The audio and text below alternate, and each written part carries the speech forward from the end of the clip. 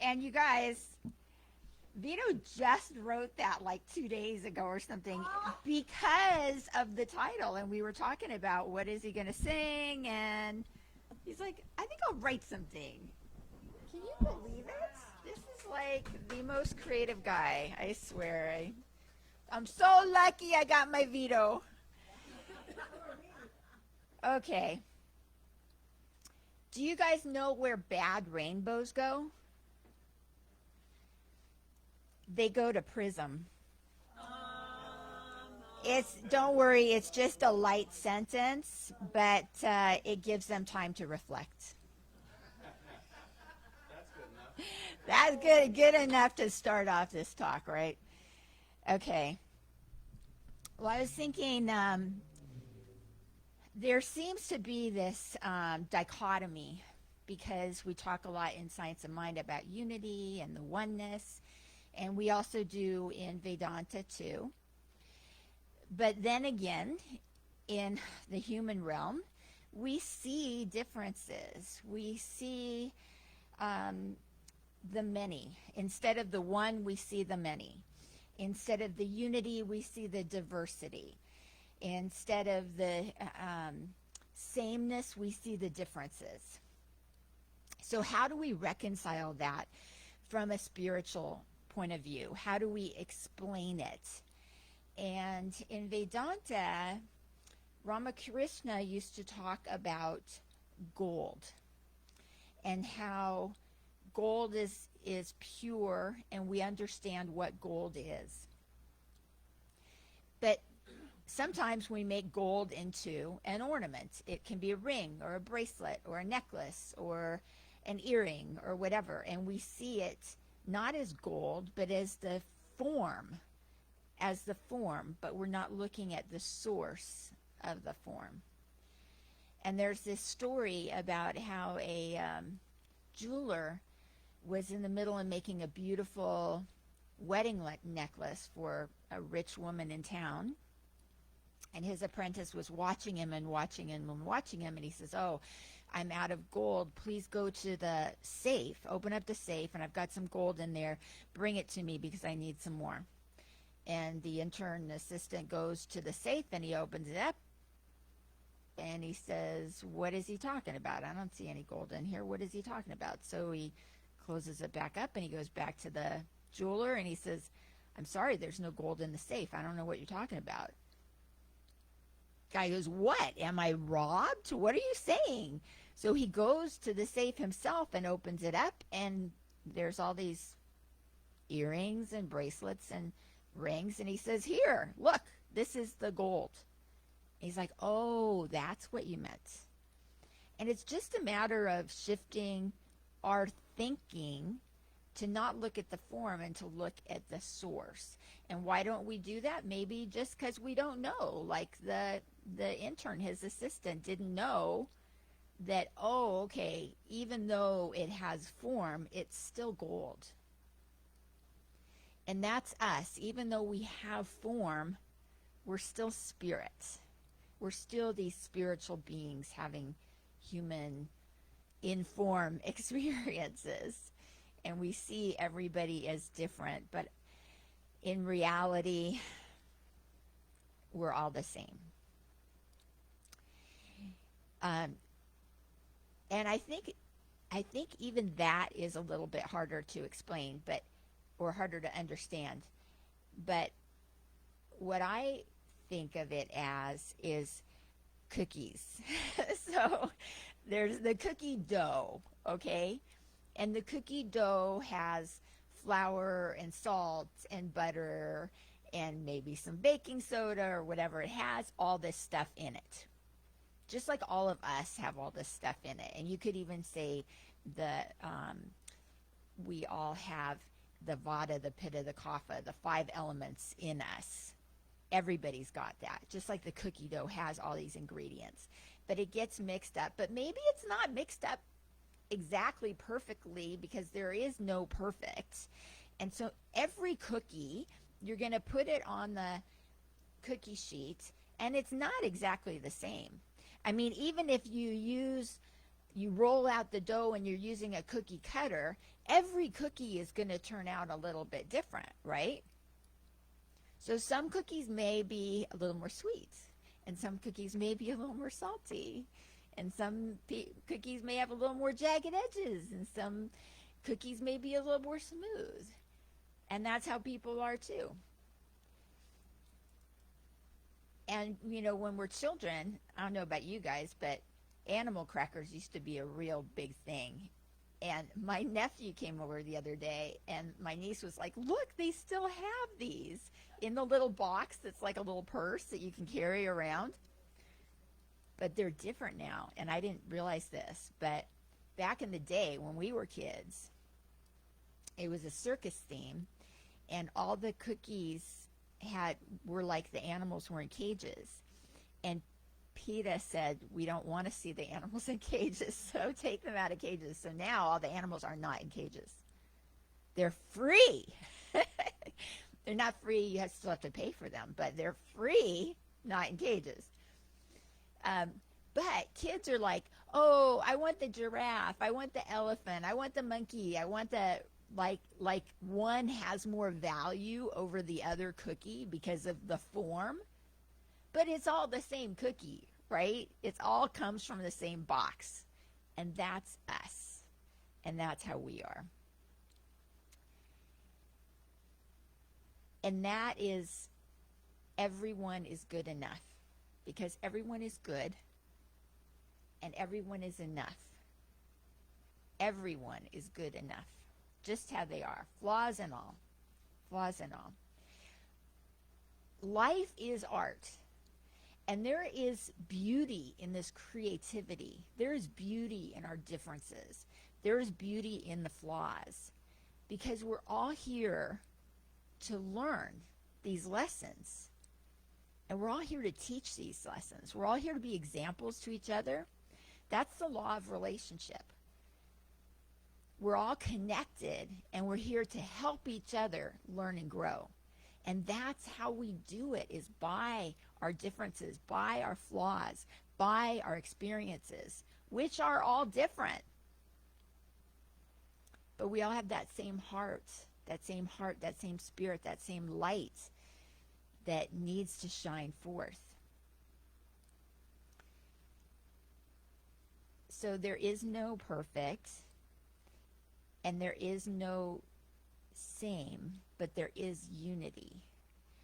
So when you think, have all the cookies in the world been baked? Have all the recipes been discovered? No, there's so many different ones. In fact, you can't even copyright a recipe, because you just change one ingredient or one amount of one ingredient, and it's a whole different thing.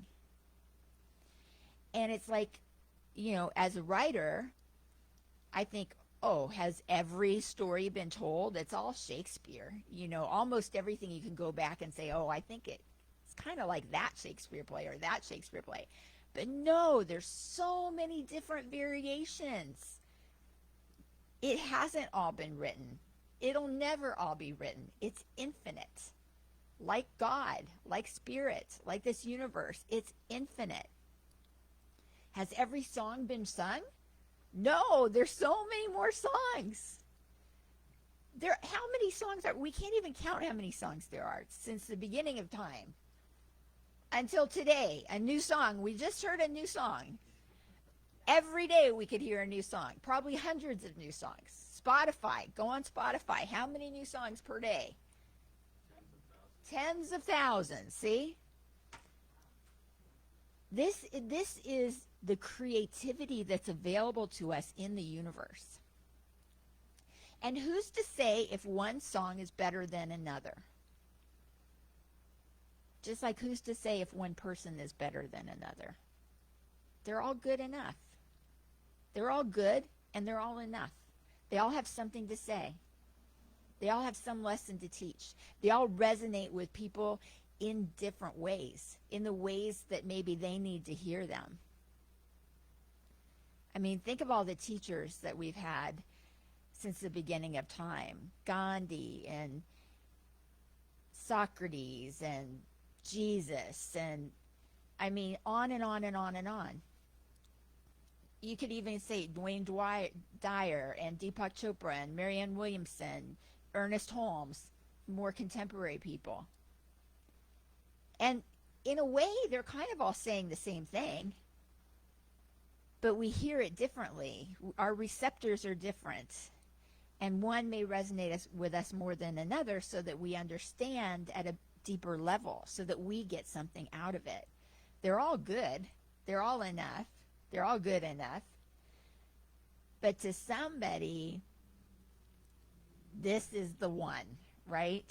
To somebody, this is the one, because they're saying the message in a way that we hear it, that we understand it, that it means something to us.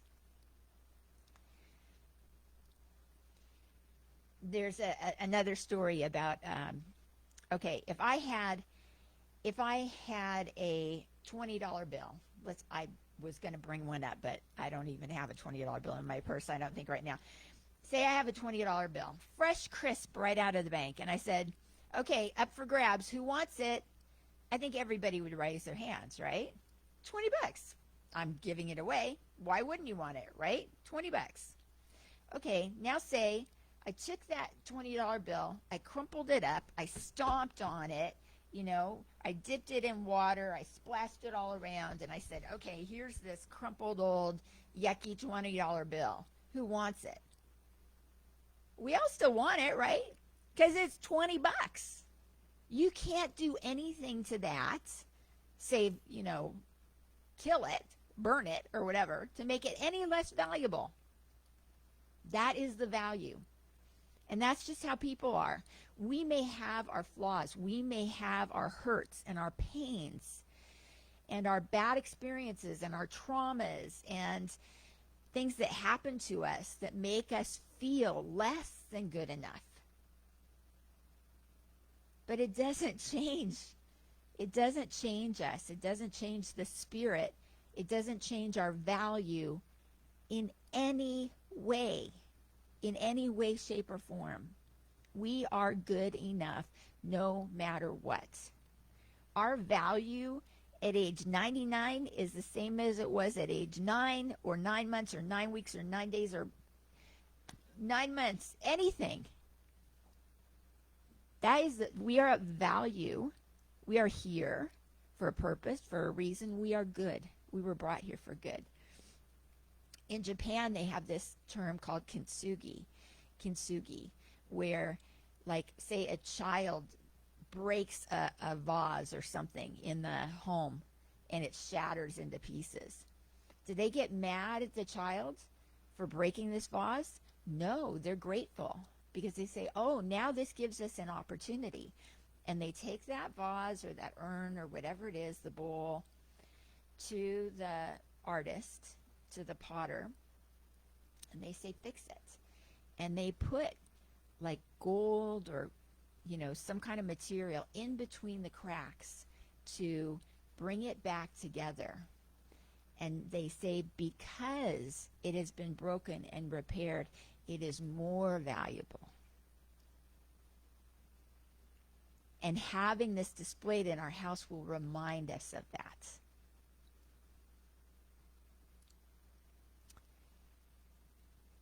So the law of relationships that says that we have to do our part. We have these soul agreements in our life.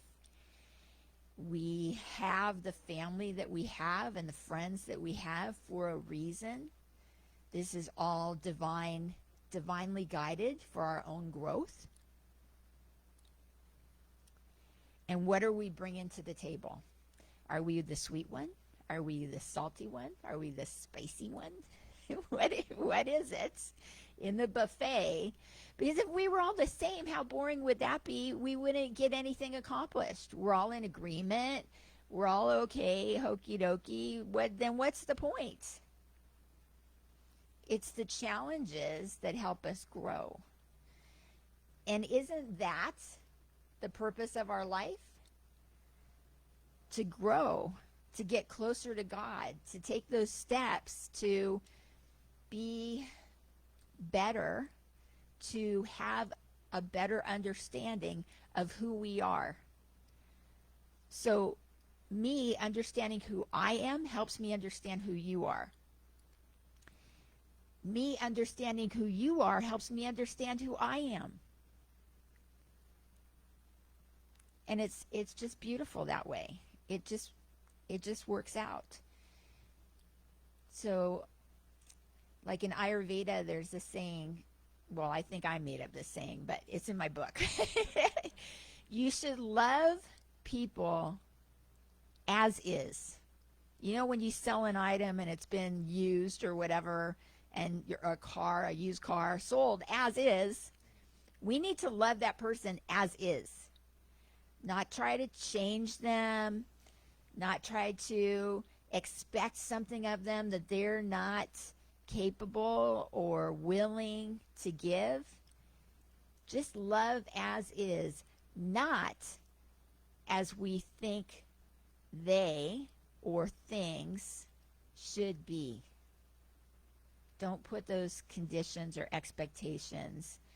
And honestly, I'm talking to myself too, because I know I do this, you know? Having a little conflict with somebody in our family right now where I'm mad because I think he's controlling me, and he's mad because he thinks I'm controlling him. And the truth is, we both just want to be loved and accepted for who we are. And until we do that, the conflict is going to continue. So, you know, it helps to understand that. Sometimes it's easier to understand it than it is to act on it, but we can eventually get there because it is all meant to be. These people in our life create these situations for us to learn. So I've had a learning situation.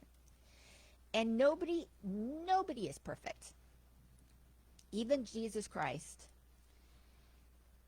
I think I've told you guys about this before. There's a series called The Chosen.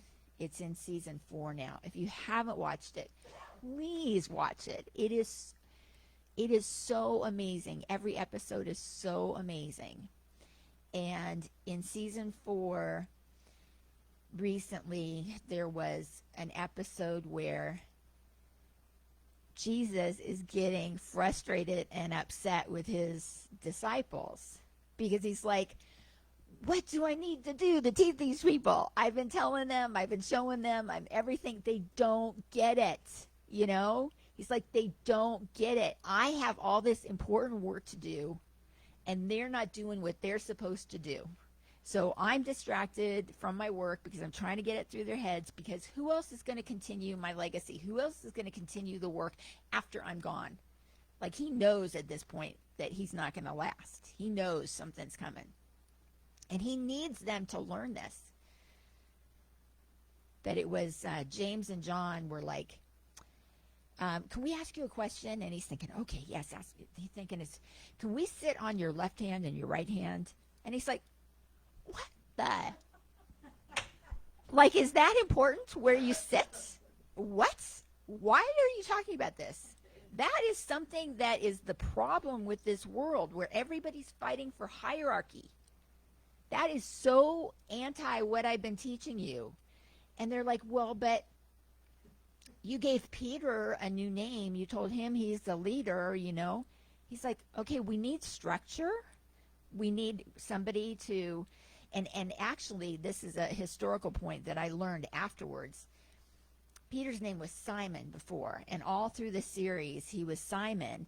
And then Jesus decided he was ready because he had learned enough. He had been through enough struggles and pain and loss in his life where he really understood Jesus' teaching. And Jesus says, your name is now Peter. Peter means the rock, and you are the rock. So when I am gone, people can come to you for questions, kind of thing. And all of you are going to get to this point at some time, you know, when you're ready, because you are all going to carry on my words. And the other disciples were like jealous of him. They're like, oh, but he gets to be the rock, and how come I'm not the rock and stuff? And Jesus was frustrated, and he had to explain it to them. So, you know, nobody is perfect, but we are all good And we are all enough. Okay? I think that we need to know that we are the universe. We are the same stuff as all the stars in the sky. Those stars shine brightly. The sun shines brightly, even if there's clouds, and we shine brightly. And we can manifest. There's this big trend online right now I've been following. So many people are talking about manifesting, manifesting, manifesting. And if you just think hard enough and wish hard enough and, pray enough, you can get it. You can manifest anything. But they're forgetting one thing. We are not in control. God is in control. The universe is in control. At some point, and it's in Science of Mind treatment too, you have to release it. You have to release it, knowing that whatever happens is for your own good, for your own growth. We have to get to that point. We can control our intention, but we can't control the outcome. I can control my intention of what I mean when I'm arguing with this person, but I can't control how they take it. So we can all just do our best and know that doing our best is good enough. Okay? Amen. And so it is.